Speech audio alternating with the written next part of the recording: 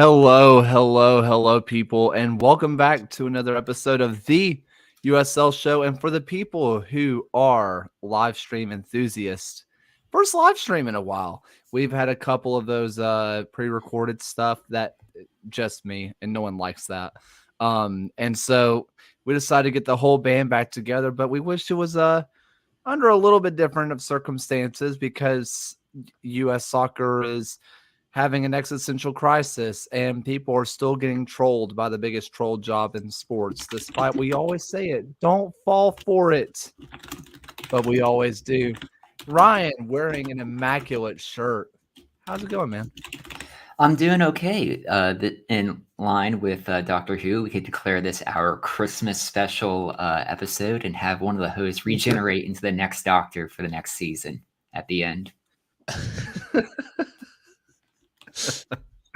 Hey, why not?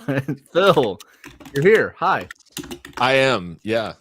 Buzzer beater joining, but no, happy to be here. I apologize in advance for how ranty I get tonight. So, well, isn't that the whole point of doing a podcast? Is that we feel like our opinions are heard by at least two people? Exactly two. Yeah, I mean, judging by the thing that's in like this corner right here, if you use StreamYard, there's at least one person watching this, and it could be my wife. I don't know. It's not her. I She's promise not. it's not. She's watching The Good Witch, which is just, if you haven't watched it, don't. But anyway, we'll get to that at the end. We've had a lot of news come out with coaches being hired, lack of coaches being hired. And if there's any consistency we have in this world, it's that Las Vegas has still done nothing, never changed lights. The schedules have been released, and that's where we're going to start first. We know that there's other news, but the schedules are going to be really fast. Now the West being down 2 teams, foreshadowing. Memphis, who are they even west of the Mississippi? Or they play in the NBA's Western Conference. Well, there's precedent. We're fine. And then Tulsa has officially joined the St. Louis conference, and both teams are probably going to be sitting in the West for a while with Jacksonville on the horizons, and who knows if New Orleans is going to get off the ground. So Memphis may find themselves in the Western Conference, and without being able to play their normal in-season rivals, with Birmingham being on the Eastern Conference. Fellas, what did y'all think of the schedules being released, the content coming out, and also conference realignment? I thought it was about as balanced of a schedule as we could have gotten. I know it's going to be a huge debate on, I would love to have a 24-team, 46-game schedule and then just call it a day. But if we're going to commit to the 34-game schedule, as we've always had for, I think, since 2016, to just play everyone in your conference twice and then play everyone in the other conference once is about as balanced as we could have had. And I think it's pretty fair for the conference divide that we have for it. So all in all, with the schedule, it's hard to complain.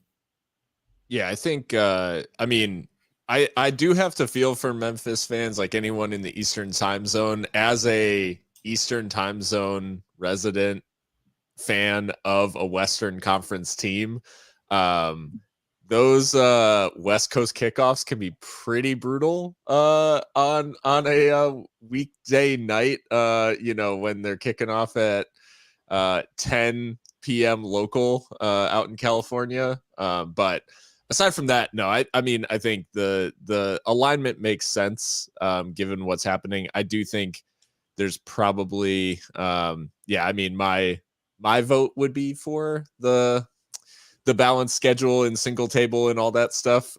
Even though I'm sure that would gain a lot of hate from the Players Association in adding 12 games to the regular season. But no, aside from that, I think it's all good. I also like that there's a nice healthy opening day for USL. So March 9th is a big old slate of games. And I think in the past, I've always found like USL's opening day to be a little bit like hit or miss. A lot of teams have buys, that sort of thing. And like, I'm just glad that it's a nice nice big slate, and we get a good way to launch. And a lot of, I'm noticing like inter-conference matchups on the opening day. So yeah, it'll be interesting stuff. But no, I think all in all, pleased that they've gotten the schedule out, but it obviously comes on the back of some really unfortunate news, which prompted the realignment in the first place.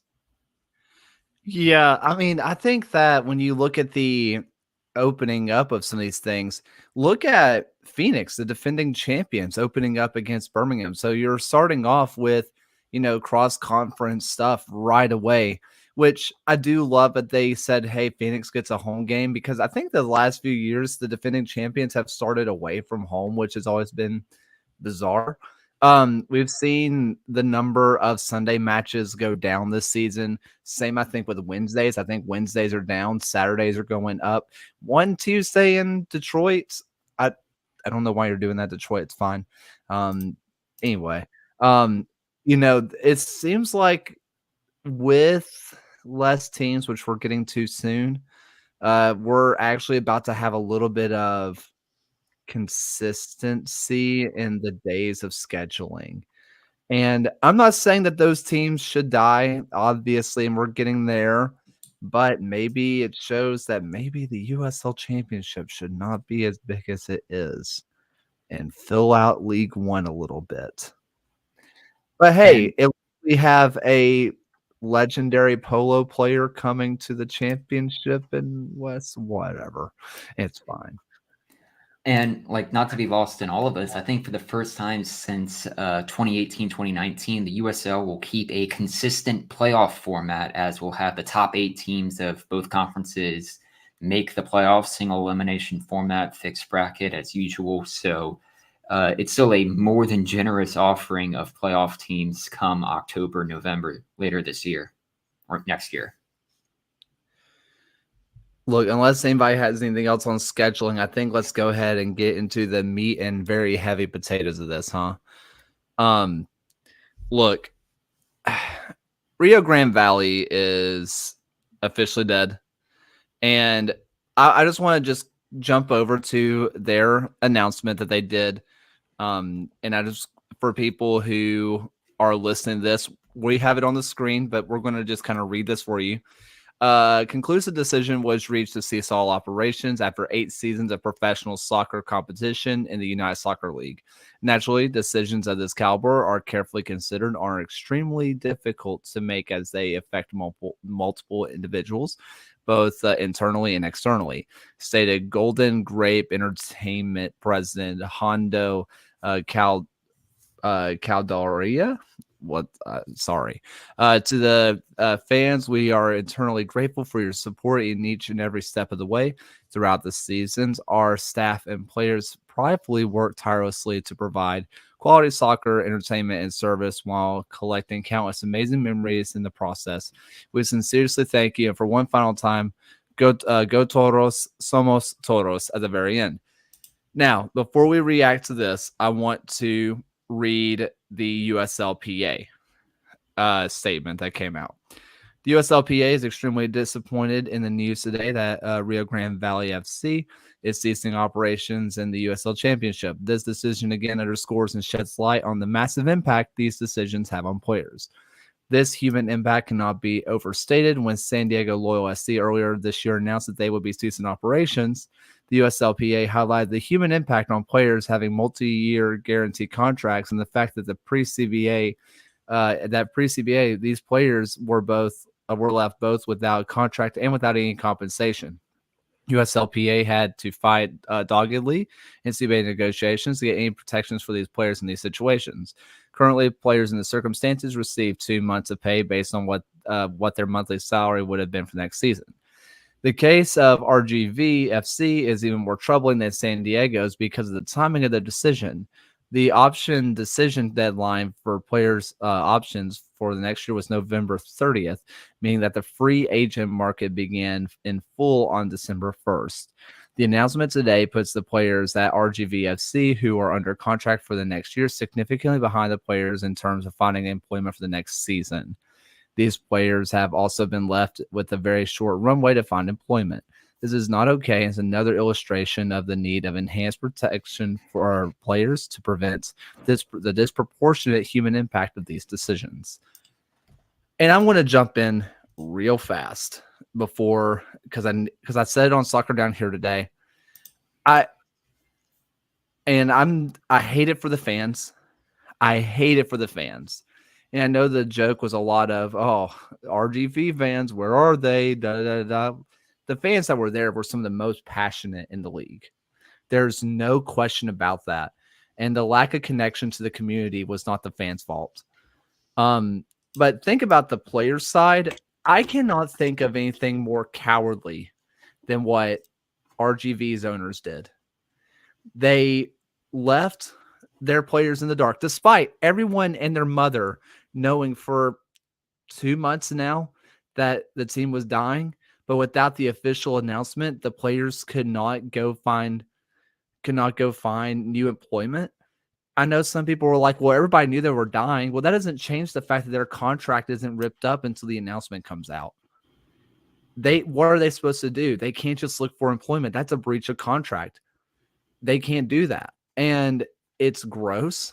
And the fact that they went this long and their poor social media manager had to go out there and field questions all day long for about a month now of, are we dead or not? And they couldn't say anything while their owners were cowardly waiting in the background and sheepishly posted this on a news dump while everybody else was posting schedules. They wanted to have as little backlash as possible because everybody else was posting their quirky, fun videos of, look at our dogs posting our stuff. And, look at these random fans who we found on the side of the street announce our schedule. And those things are great. But RGV's owners were cowards in what they did. And I know that takes a lot of guts to shut down operations, but have some gall. Tell your players, do it immediately.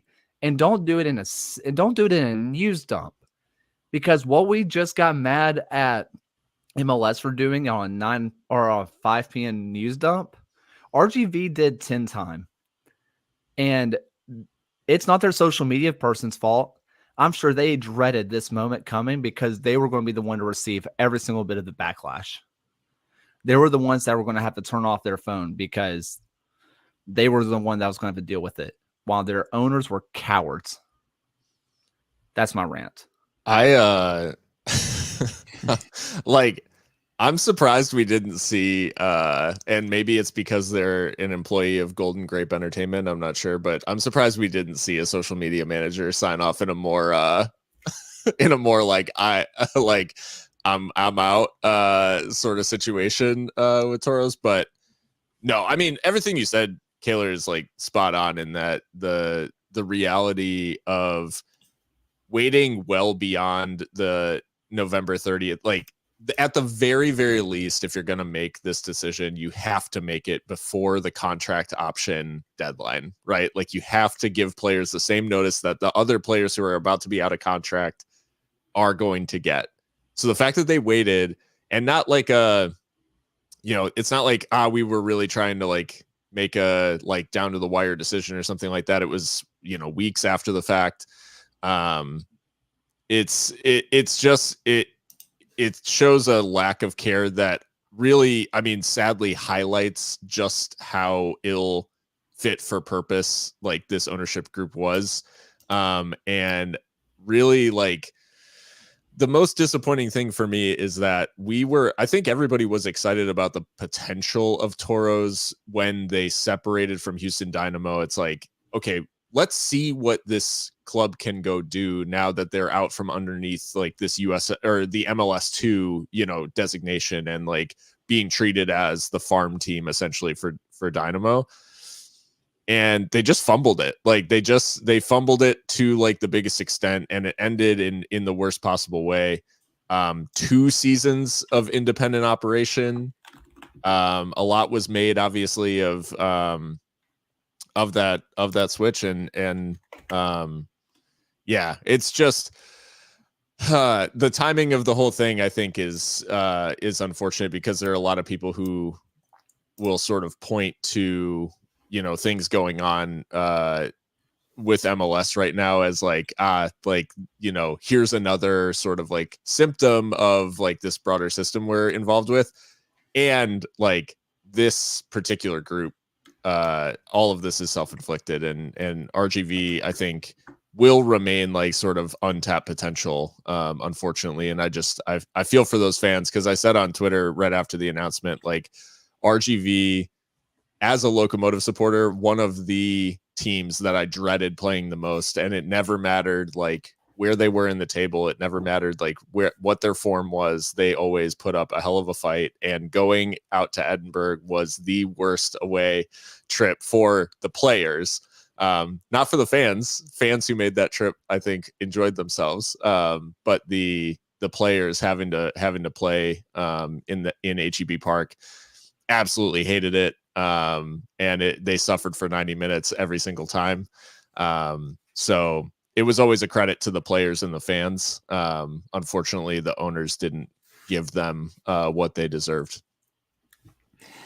It's always a sad moment in U.S. soccer whenever we have to basically contract one of our professional clubs. And what struck me with this was just the dichotomy of how we saw San Diego Loyal kind of folded operations earlier this year, and the ownership group being at least forthcoming about the news, getting out ahead of the story, and like being honest with their fan base versus, I mean, you saw how San Diego Loyal's ownership was in tears about having to fold the club versus just, we have a statement on a Twitter account here. I mean, if we're talking about from the day after the season ended and after RGV didn't qualify for the playoffs to that of November 30th deadline, that's 46 days that they could have told their players what the deal was happening.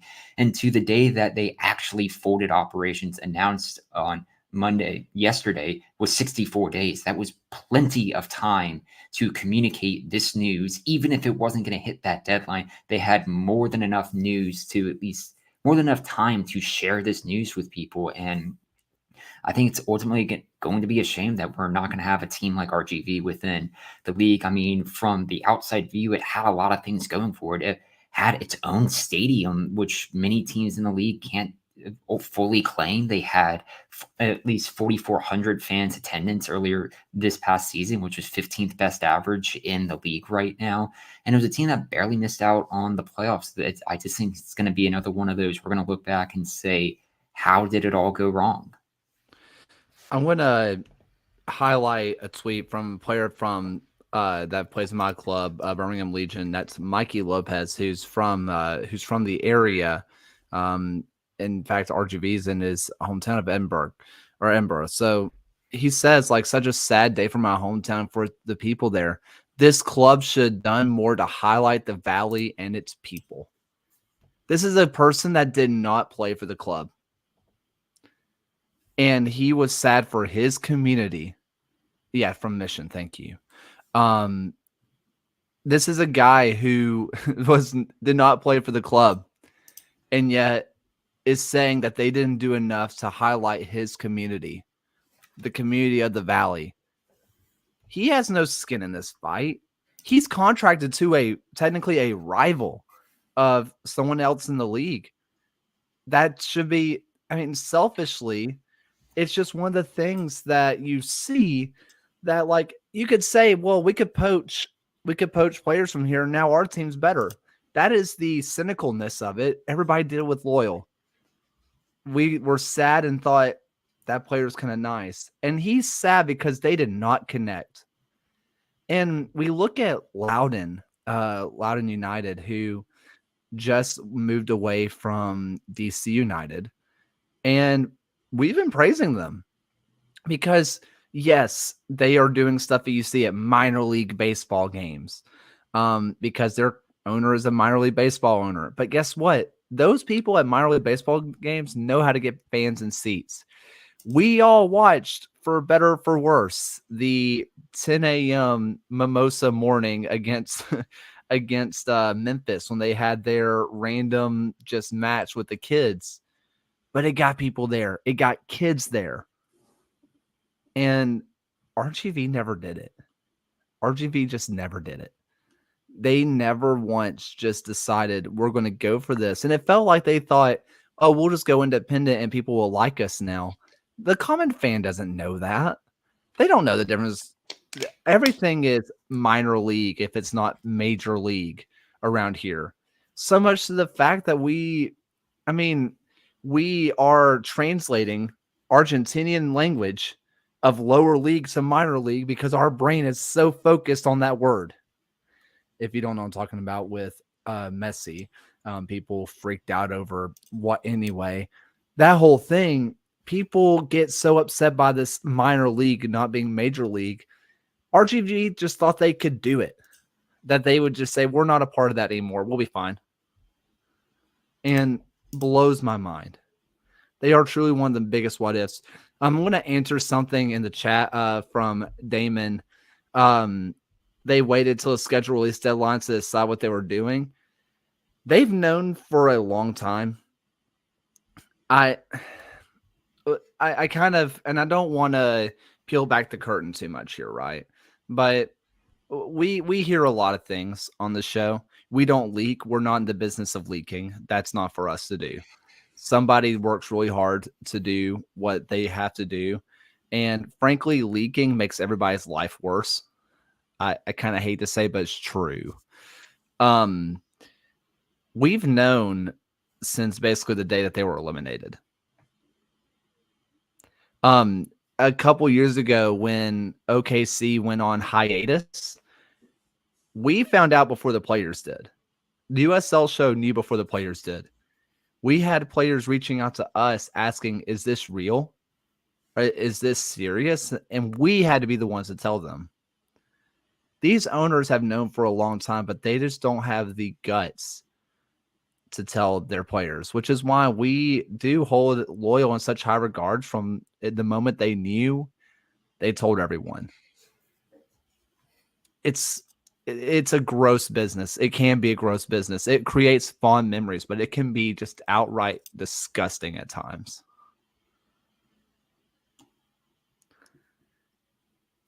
Yeah. Yeah. I mean, yeah. Dark day. But I mean, one can only hope that someone serious can go back into the Rio Grande Valley and start a club that can represent that community in a way that is positive and represents it well, and hopefully we'll see them back. Yeah. All right, we ready to move on to this next part? All right. Deep breaths, everyone. Just calming breaths. All right, I'm going to try to pull up the official statement, but if you for some reason have not heard about what happened, Jeff Ruder kind of broke early, and then MLS announced that they are going to be fielding reserve teams for the US Open Cup and withdrawing their first team from the competition. That was pretty much the news dump that had been coming for a long time, between hearing stuff of these lower level fields and facilities and too much playing. And we're going to get into all of that. But the biggest fact here is that, also, yes, congrats to Jeff Ruder on his new contract. The biggest deal here is that for our world, the USL, and more broadly lower league soccer, because most of us have our hands in NPSL, UPSL, any of the 4 to 5 letter soccer leagues that we watch because we're disgusting sickos. It hurts because that dream of playing the big MLS club, even if they were already going to play all their reserves, they were going to have the badge that said we are the first team. And that dream is officially dead. Not going to happen anymore. And I want to start off first with Ryan. Just hear some initial thoughts from Ryan. But I'm going to circle back to Phil, who had a fantastic article that came out that you need to read. But first, Ryan. It's just frustrating. I mean, you look at the U.S. Open Cup as the third oldest cup competition in the entire world for the sport. And like how oftentimes we see people say it's like, oh, the US doesn't have any history of success. They don't have any pedigree of having a historical competition, any just stories or lore within the sport. We have something like this. We have had something like this for so long. And just to see the top division of this country just neglect the competition, toss it aside, and install their own competition to say this is just as important or this is more important is incredibly frustrating. And like just to hear the owners like want to say we see this as beneath us. There are 18 MLS clubs who have not won the Open Cup. That Rochester Rhinos have more competition victories than they do. And if you haven't won this competition, you cannot say it's beneath us. It's frustrating that they basically see this as we're going to be the only game in town and we're going to treat every other team in this country basically as subservient to us. And it just to field the reserve teams is just another way for them to just kind of lessen the importance of the competition in their eyes, in the public's eyes. And it's just almost, it's frustrating. And I can't really even find the words beyond that. I mean, the disrespect I think is a key part of this, but I think it's been interesting to see how people have framed the announcement, because I think initially it's kind of framed as like MLS is making a mistake in neglecting the Open Cup and not investing more in it. And to me, and for those who have if you want, there's a piece on my Substack all about it. I think like it's important to kind of understand that they're not making a mistake. Like in their eyes, this is something that I'd be willing to bet have been thinking about doing for quite a long time, because if there was the willingness to make the Open Cup work in its current form and to really like invest and put things behind it, then when Soccer United Marketing owned the media rights to the Open Cup, they would have marketed it. Like they would have gotten it more out there. They would have made it more visible. They would have put it on broadcast TV. Like since 2019, there hasn't been a single Open Cup game on actual TV. Like including the finals were on ESPN Plus, which I know we watch a league that takes place almost exclusively on ESPN Plus, which I know is changing now with the CBS deal. And I think it's an important step. And that is like maybe the easiest way to demonstrate that visibility of the sport and of these leagues and of these teams is often reliant on casual fans, like seeing it on broadcast television. Like it's what changed the game for the Premier League when NBC did their initial deal in 2012 was they put it on everybody's TV for no extra charge, like from your normal cable package or whatever. And it got people interested because all of a sudden they could watch it. They had access to it. We didn't increase access to the Open Cup while MLS had the media rights, like through Soccer United Marketing. They didn't improve it. They didn't improve the visibility. They didn't try to tell the story of the Open Cup. They didn't try to do any of this. I mean, it's even down to the fact that like last year, the most marketable thing that could have happened to the Open Cup happened, I'm saying not last year, but 2022, it happened that a USL team made it to the final, which is the American sports, the March Madness dream occurred of this is the most marketable thing that could happen to the competition.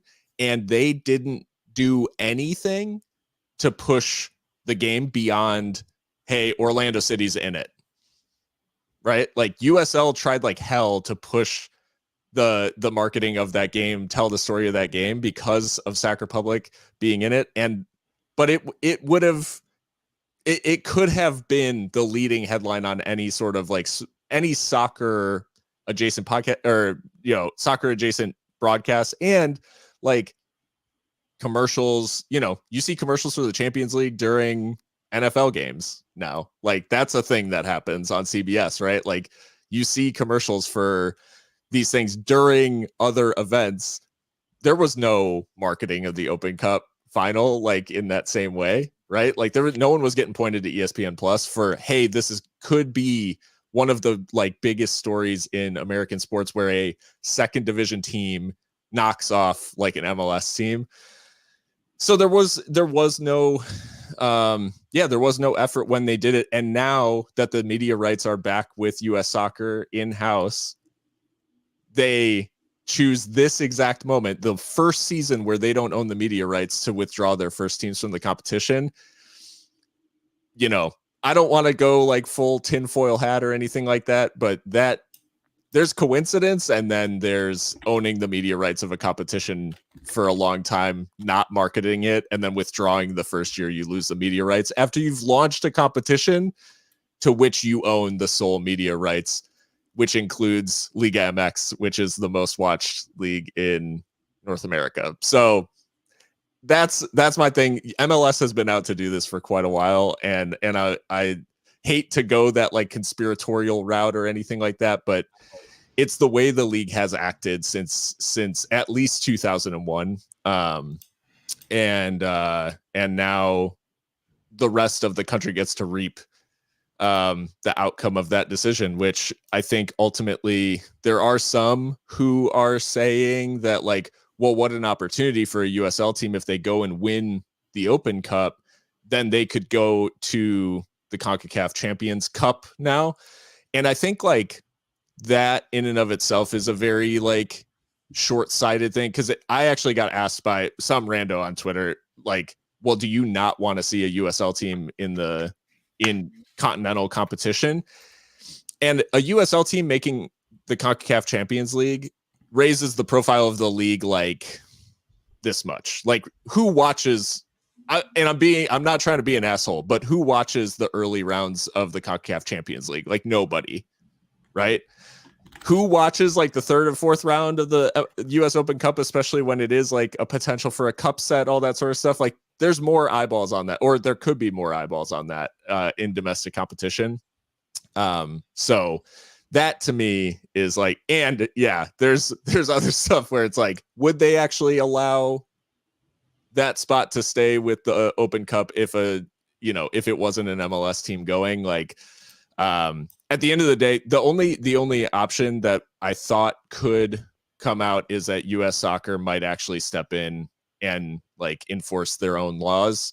And it hasn't been surprising, but it's been still disappointing that aside from a token statement on Friday evening, we've gotten literally nothing from US Soccer.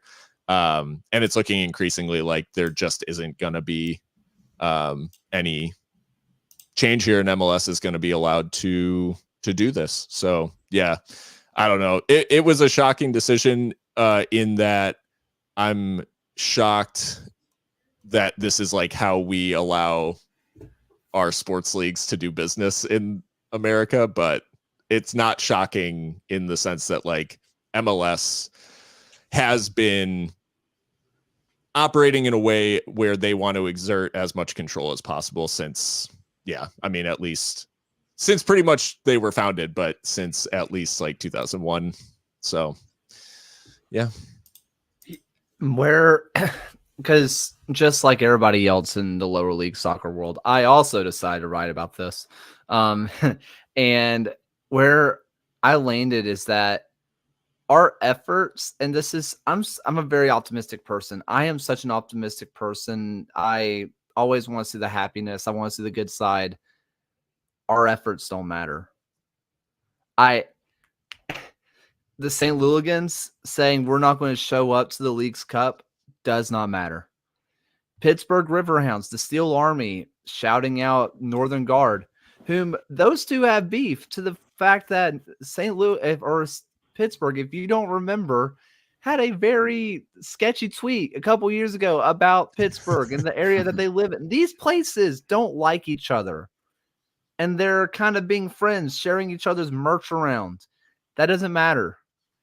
You could have all the fans. You look at the Pride, Dianenstadt, whoever from FC Cincinnati that are putting out statements saying we would not be in MLS if it wasn't for this cup.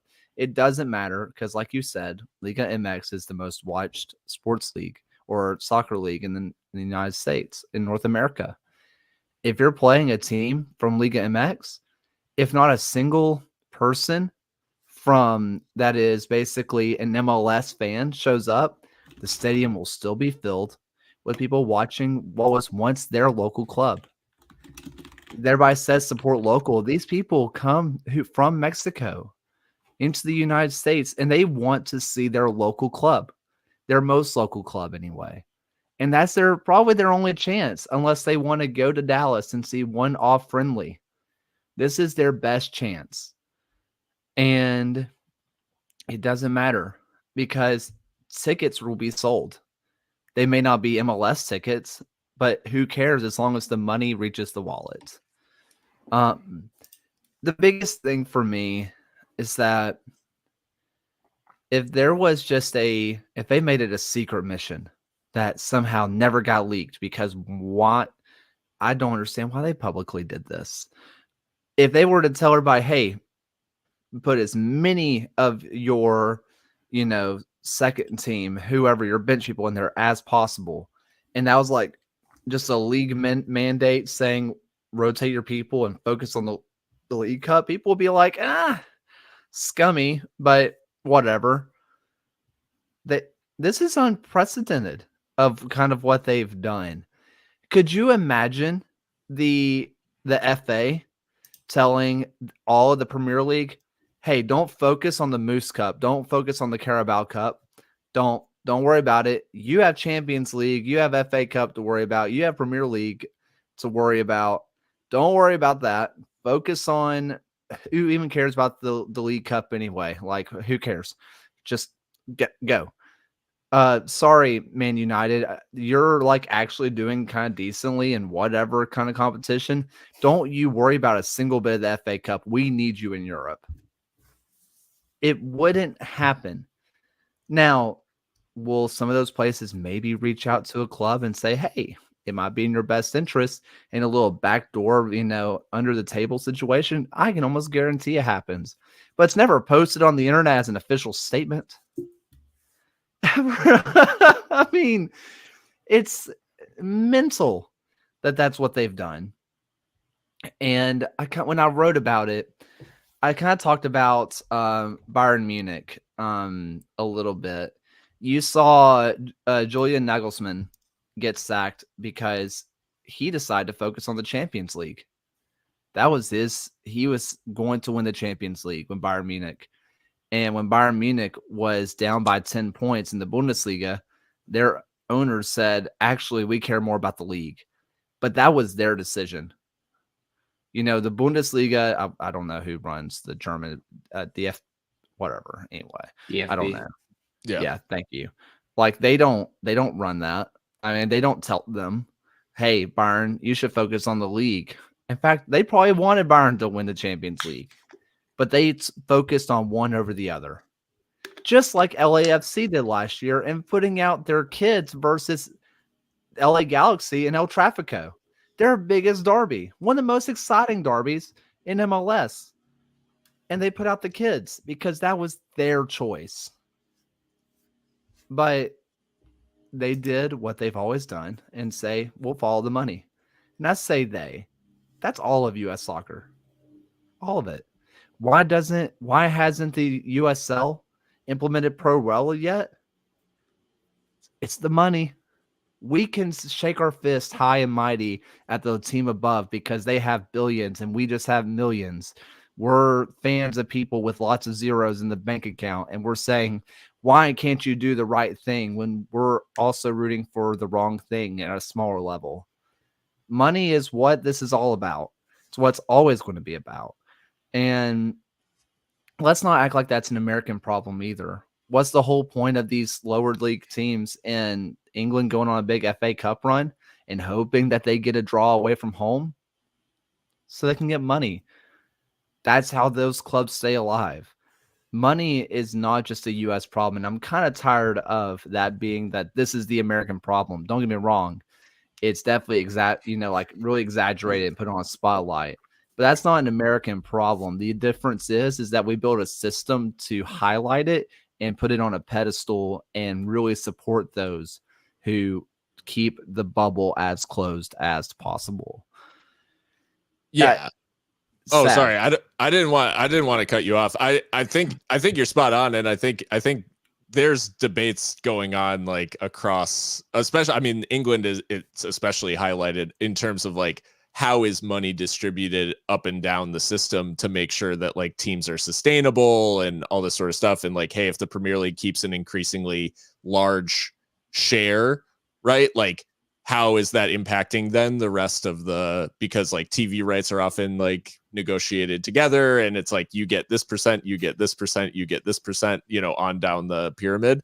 And the big kind of not the great equalizer by any stretch of the imagination, but something that where like those teams get to tap in for one game to the riches on offer, like in the Premier League, are those cup draws. Like when you have Grimsby Town make it to an FA Cup quarterfinal or whatever, like that one game is like, you're talking about like potentially like seasons worth of revenue from what they're like. So, and that is like, the further and further it gets cut off for teams in the US who are operating at a, USL League 2 or NPSL or these like, semi-pro amateur levels, the further that it just gets like cut off, the less sustainable like all those clubs, be, or the more reliant they become on sort of like other sources of income, like charging players to play in their academy, like those sorts of things. That is like, they have to find a way to operate, like if they want to exist. And so, yeah, you're absolutely right that like it is a money thing. And I think like MLS is unique in that it is actively trying to control all of the money in US, like that's available in US soccer, or at least all of the big money. Like they know that there's other stuff out there. Although if you talk to some people involved in youth soccer, you could say that they're getting increasingly involved in that also. And so, yeah, there's a lot of, I guess they kind of, whatever, they're becoming the eldritch horror monster that like has its tentacles and everything. But I think the other aspect of this that like thinking about because I think the comparisons are coming through now of, like opening the system, all this sort of stuff. That's all well and good. But the crazy thing about this decision right now, while the MLS Super Draft is currently going on, and all you have to do for anyone who follows any like small segment of like lower league soccer teams, especially like NPSL and USL League 2, like you see all of the clubs that are retweeting, hey, like our player who played with us like during his time in college, like at this level and honed his skills, like being selected in the draft. So this decision happening so close to like an event where MLS literally highlights all of the crazy, like the connections that these players have to clubs at that level, that they're now like basically saying like, we're not going to compete against you in the Open Cup. It's just wild. Like the irony is crazy and almost too much for me to handle. Yeah, I mean, I think it's been fairly clear that MLS wants to operate as they want to be the only soccer in this country.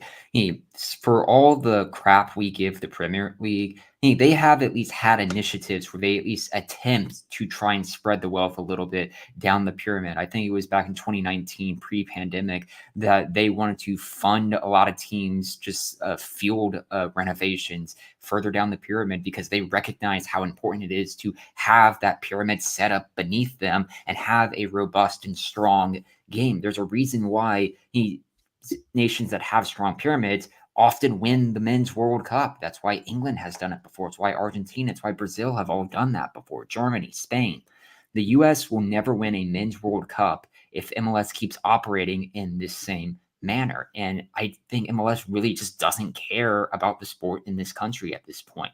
They want to operate as the NFL, and frankly, in just how they've operated within their previous playoff system, with how they've operated in getting one particular player into this league within that ownership spending, it's looking more and more like they want to operate like the WWE of soccer more than being a legitimate league. USL is arguably the most true to form soccer league in this country if you want to emulate it the most off of a European model. See, I think the MLS would be more entertaining if it was WWE. Like, I mean, the single entity, no one could necessarily say that they. I mean, who knows what they do behind closed doors? Like, they all are invested in the same entity, so and all contracts are centrally held, so who knows what they're up to. I would say in general the concern, out of this decision is like US soccer not enforcing its laws, while MLS's business practices were sort of like trying to be launched in Europe with the Super League and stuff like that. I mean, there is this push of American owners, especially in European soccer, to remove the risk, remove the level of competition. So yeah, it's a worrying trend, not just for, obviously it's a big blow to competition here in the US, but I think the larger concern for like governance of the sport and what's allowed to happen and the potential move of leagues like towards this sort of system where they lock out sort of the top division and, try to make the NFL of soccer. I think that is like almost the wider worry of like, rather than it moving the other way, like many people, many people in this country would have wanted to see it open more with the success of MLS. Like, I worry that the rest of soccer might close more. So yeah, a pretty cynical and bleak take, but it does feel like that's where we are heading with the whole money conversation. I guess to at least bring I know it's very tough to see some type of positivity within all of this, but by and large, I feel like it's united a lot of people across American soccer. If it has to be united against one particular decision, Watchmen style, then so be it. But if you looked on the subreddit for RMLS, RUSL Pro, it's rare that you see pretty much everyone coming together and saying like, "Hey, this is wrong." Everyone is like really against this, and to have like a united front of fans like that is incredibly, at least encouraging to see from a fan perspective. And then like if people were saying like, oh, this isn't hitting like national news, no one's covering this, you see clips from people on ESPN FC talking about it. The Guardian over in the UK has written about this. Same with the Mirror, or Dan Patrick of all people talked about this on his show as well, which is certainly a notable thing, that to see that there is at least outrage within US soccer, but in a global sense that, hey, we're about to have a World Cup. Let's try and see how they operate soccer there. Oh no, this isn't great. Let's try and fight the good fight with them. Let's try to get Lucy Road into a Des Moines match. Let's just try to get her there. It'd be fun. This is going back to WWE. Was it Jake Dingler who like Batista bombed the Inter Miami player in the US Open Cup? Wait. Because I think that's, yeah, I think it was. Because we'll get the interns on. Yeah. Look, we can talk around circles. I think the one thing that we need to kind of just briefly mention of why the Federation isn't talking about it and why they haven't done anything, because they are in the biggest rock and hard place ever. Because if they decide to desanction, MLS, and it wouldn't just be D1, it would just be completely, they're losing Lionel Messi. I hate to say it comes down to that, but it kind of comes down to that. I had, so the person does their communications. I was at college at the same time as her. She played soccer for the Alabama soccer team at the same time. We came in as freshmen together, and no one went to Bama soccer games, so we knew each other very, very well. Legion played them on the day that Messi was announced. Within that day, she had to turn off her phone because she turned it on. Every app would crash because she was getting so many followers from everything. They grew to like 1 million followers in one day on Instagram, and who knows how many more on Twitter. Like, she showed me her phone. As she tried to open it up, her phone would freeze. She had to turn it off, which is not great if you're a communications manager, by the way. The USSF cannot lose that. They just can't. They're not in the position. But here's the other half of it. If they don't, NASL has lawyers waiting. They are in a lawsuit right now over sanctioning. And if they decide we're going to do nothing or we support MLS, NASL, for the first time maybe ever, they have a good point. Like, it's where they are. They are in such a hard place. And I'm sure the conversations are is we have the owners to fight them off, but they don't want to go to court. Why would they? It's such a bad place for them to be in. I will say it probably informs the NASL's lawsuit. The only thing that does give me a little bit of pause is the fact that is entering its like what 6th year, something like that. So it's just been a long time, and I think MLS can try to stonewall and keep it from like being from a decision being reached. And now it seems like the more whatever, like I guess, you know, the more visual or visible court case is now going to be relevant medias or whatever, like for hosting league games in the US of other federations or whatever. Like that's going to end up being in the Supreme Court this year, I guess. So anyways, yeah, I mean, it'll be interesting to see if there's a legal battle. And I think Andy is right in the chat that it hasn't been that long. I think for us, it feels like a long time because we had the weekend to like stew, and like obviously everybody wrote about it, and it was just like, it's all these opinions are out there, and like there's all this sort of like fervor. And yeah, it's only been 2 business days really, because this dropped at 4 p.m. Chicago time. So I was just looking this video up too. Dangler gets a victim red card here. This is victim blaming.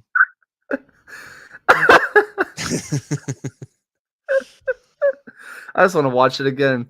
Rest in peace, Phelps, by the way. I liked him. And then just what a kit matchup too here, but with the no kidding. The hot pink tiger stripes from Tormenta and against the blush pink of Inter Miami. Yeah, no kidding. For people who are audio only, that's might be the worst couple minutes of podcasting. Just go ahead, skip to like 53 minutes in and on the YouTube and just watch it because it's great. Oh, Ryan, you're muted, man.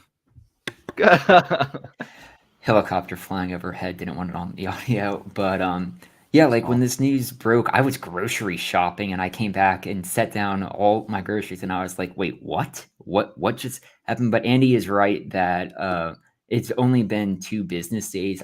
I keep thinking every time like when I go to work, I keep thinking of that meme of the guy who's standing in the corner of the party whenever I'm like interacting and talking about soccer or sports with coworkers. And I was like, they don't know that MLS is killing the sport in this country with this decision. But like we all have to go about our daily lives just knowing that this is going on in the background. So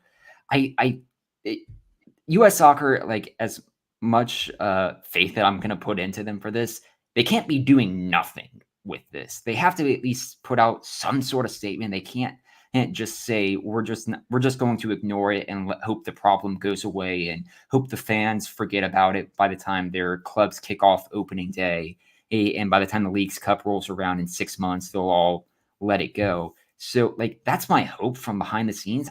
I don't know, and I don't see it happening. You kind of mentioned like they don't know, right? I was trying to tell my wife about what was going on. Like, I was like, okay, so there's the US Open Cup. She's like, I've heard you talk about this before. I'm like, here's why it's a big deal. And she was just like, I don't care. Like, I was like, it's a big deal. She's like, I believe you. And I'm like, you don't understand. She's like, and nor do I want to. Like, I don't, that's you. Like, get it.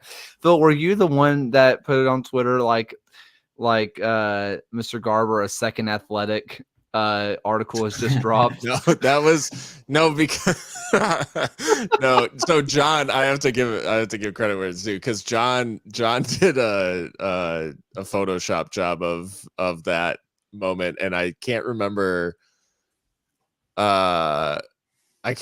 what his caption was, but I replied to his tweet a second athletic article has hit the web. But yeah, no, it's I mean, for all the nonsense and like the strong feelings, like obviously we still just meme our way through it, I mean, the RGV meme you sent out yesterday was just out of pocket and it had me crying laughing. I'm not proud of it, but it had to be done. Yeah, everybody's posting, Indy 11's posting backyard soccer schedule tweets, like, as Golden Grape is dropping dead club news. So 6 people are mad about the Open Cup online. And I had responded with John about this, and because he had been the one who first started. It's like, we're just laying the groundwork of Loudoun United winning the Club World Cup in 2025. This is how it's the domino meme of like US MLS teams withdraw from US Open Cup. Loudoun wins the 2025 Club World Cup. Chess, not checkers. We're in 2025 when Loudoun United is beating Pep Guardiola's Man City, when Guardiola's City has like 150 shots to Loudoun United's one penalty call in the 90th minute and scores off of that one. And we're going to be like, okay, we didn't see the vision at the time, but this is all worth it for this. All we needed for them to win was to get Loudoun United into a game that had VAR. It was holding them back the entire time. So I just want to quickly, because I think we're kind of reaching the point on this one. I want to talk quickly about the USL League One Cup, which was supposed to be just like a full League Cup, if we're being honest. But as we all kind of know, no one expected what was going on in the regular season to happen with the US Open Cup, which is now just a fancy League Cup, if you think about it. And I like it. I know the USLPA had a statement about it, and I can find that in a little bit, but they're not adding any games. It's a little extra fun, and I know that the end of the game, it can't end in a draw and all that kind of stuff. I get it, but also, as someone who doesn't watch a ton of NBA, that actually watched the mid-season tournament that was going on, it was nice. I kind of liked it. It was a change of pace, and it still mattered. It was a trophy at the end of the day, and there's prize money, which I need to look into the CBA again. But last time I checked, there was no prize money for like winning leagues and like position. Maybe there is for winning the league, but no like positional stuff. This is a little extra bit of money. So like if you missed out on being the final D3 team in the US Open Cup, go full send in on the League Cup. You can win some money. I like it. I think it's a good addition. I hope that the championship jumps on board next year, and I'm really disappointed that they didn't. But yeah, I like it. I think if this is the platform, like to your point, I think if this starts as the platform for making it a League Cup between the championship and League One, and with the potential to maybe expand it in the future, whatever. But I think that that's a good thing. I would still advocate that if we're gonna do this, I think scaling back the playoffs would be something that I would want to see as part of that. And that's only if the championship gets involved. But I think if you're playing league, like these sort of in-season tournaments, I'd like to see the playoffs focus on the teams that are playing really well in the regular season. And then the in-season cup is sort of the wild card of like any, it's just sort of up for grabs. But I like this because I've sort of been advocating for this as an alternative to the playoffs. I think the one drawback to it this year is we're just going to see these teams play each other like a lot. And it's just, I understand that they're not adding games and those sort of things, but it's just going to feel like a lot of games and sort of like the same matchups sort of a lot. That's my only thing. Are we going to call it the League One League Cup, or are we going to go with the in-season tournament moniker? Because I'd love if the NBA just never changed the name of their in-season tournament and just left it as in-season tournament. But no, I like the addition of this. It's another opportunity for teams to win a trophy. It's another chance to just go after another competition. And I think it's going to be at least fun for the league. And the hope is that you involve USL championship teams in the future and it becomes a larger deal than just League One. But for now, in its infancy, I think it's a good addition to the league. I think we fight fire with fire and make it league's cups. That way you can't trademark it with an S. And the USL League One plays the Canadian Premier League. Now we're on to something. I mean, the league's cups, TM. The United's Soccer's League's Cups. Plural every single word. Yeah, I think that's what we're on to. That's what I would do anyway. Just get them involved, and at that point, you can get Champions League qualifications, right? Because it's, you know what I mean. I mean that's how MLS is doing it. I don't know. I mean, could you imagine? But here's the thing: only rule. Ottawa has to become the Fury again. Like they can't be Athletic or Ottawa Athletic, whatever they are now. They have to be the Fury again. They don't have a choice. If you come to the U.S., you have to be in the Fury. We go to your place, you can be Athletic, whatever you are. But you come to the U.S., you're playing by our rules. You're the Fury again. That's the only way I'll accept it. They could do what Carolina Hurricanes do in the NHL and just spit on the memory of the team that they relocated from Hartford.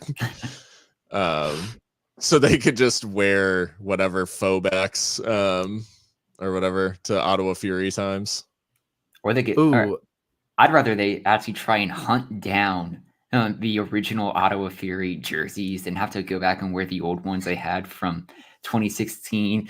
Honestly, this is more content. You can make it like a treasure hunting series or USL ESPN Plus of can we go and find the original Ottawa Fury jerseys for this team to wear in this competition with NASL badges and the whole nine. Love it. They can do a mix. They can do a mix of USL and NASL. They are allowed to get whatever iteration that they would like. Then they have an indoor team as well. If they can get all the way to the indoor, like they are, hey, by all means, I'm about it. Why not? I mean, didn't Edmonton have a NASL team as well? Like we're just getting the band back together at this point. The nostalgia. It's all fun and games until the Cosmos return. See, that's the WWE moment. Like Undertaker Rocco Camiso comes out like Vince McMahon. Like, all seriousness, I do like the cup. I think it's great. Yes, we're going to see these teams play each other a lot, but also, yeah, I'm fine with it. I think this also gets down to what I say. I am a firm believer that the real champion is the regular season champion, the Players' Shield. I am a firm believer in that. I have been for a long time. Don't get me wrong. Winning the playoffs is exciting because playoffs are really exciting. And if there's anything that the U.S. has done well, it is playoffs are so much fun. But that's the champion. And League One having their balanced schedule plus an in-season tournament. I think it's fun. And you're going to say whoever comes out at the end of this, they got a home and home with some extra tournament stuff. Like they got a home and home, and whoever finished top of the league, like that's my champion. Like I understand the playoffs are one thing, but this is truly what a balanced schedule is going to be looking like. And I'm super excited. We also saw, by the way, Velocity releasing their kits, which their design just being their logo. I am madly in love with that. I think that's just super sick, but that's me.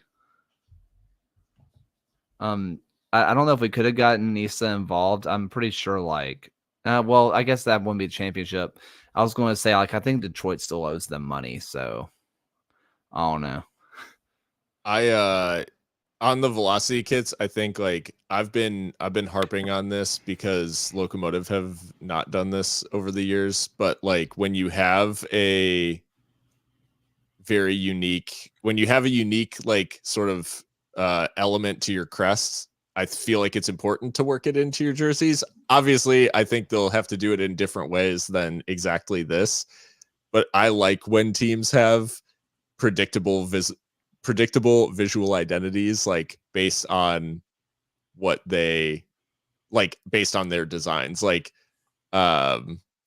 think this is a little bit basic for what I would like, but I like what they've done in establishing hey, who's playing? Oh, in 2 seconds I can tell that it's Spokane, because I think a lot of USL teams try to get really fancy, and it's you turn on the TV and you're like, I don't know who's who necessarily, and some teams have a really strong visual identity, and I think this goes a long way to kind of establishing that right out the gate for Spokane.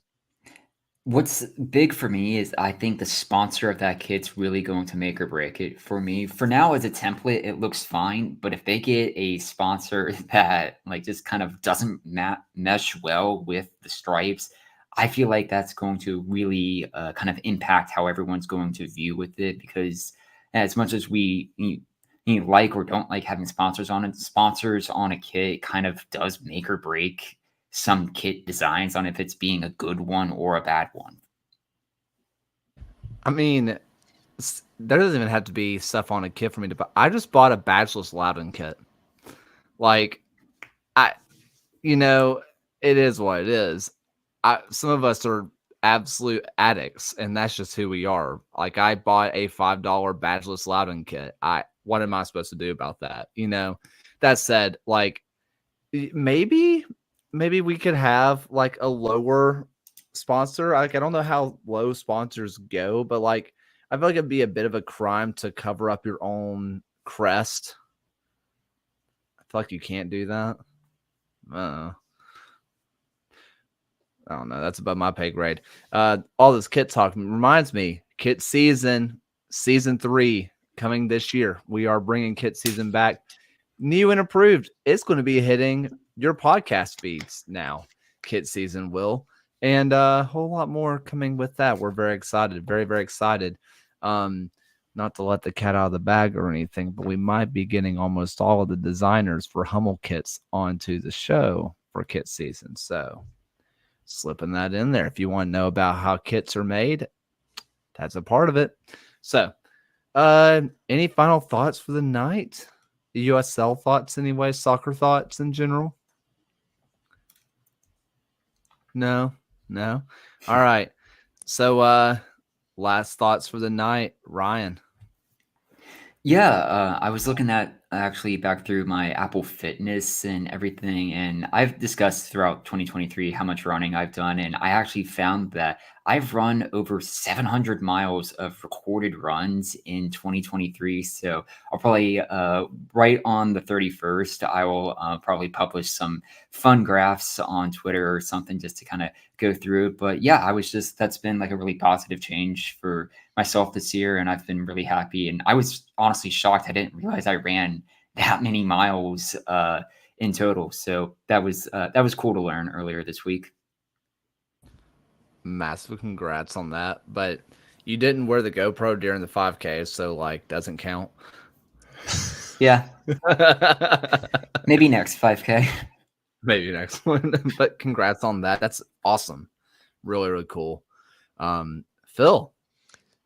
Yeah, I mean, no, that is an awesome achievement, Ryan. And I know, like, I don't have the tracking stats yet, but getting back on a bike has been a big, just change for me. And definitely, I think, like, with all the focus on mental health stuff, like finding out physical activity is like really important for my specific mental health, just to be really clear. So, so no, that's been good. And I think we're at that time of year where we're kind of like thinking back on 2023 and looking ahead to 2024. I'm excited. I'll be spending the holidays in Chicago with my family. So just looking forward to that. And,